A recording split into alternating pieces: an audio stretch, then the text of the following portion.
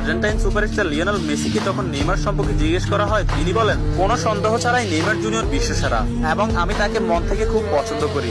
এবং Argentine midfielder Rodrigo De Paul বলেছেন, যারা নেইমার জুনিয়রকে ভালোবাসে না তারা ফুটবলই বোঝে না। ফ্রান্সের বিশ্বকাপ জয়ী কিলিয়ান এমবাপ্পে বলেছেন, নেইমার শুধু ফুটবলের রাজা নয়, মহারাজাও বটে।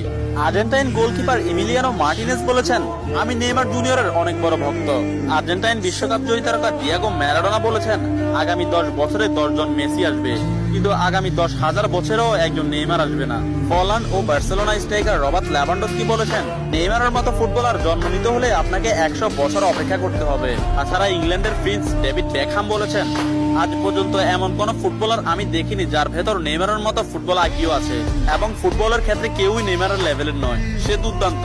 এবং আর্জেন্টাইন বিশ্বকাপ জয়ী তারকা অ্যানহেল ডি মারিয়া বলেছেন, নেইমারের সাথে যে কোনো প্লেয়ারের তুলনা করা অপরাধ।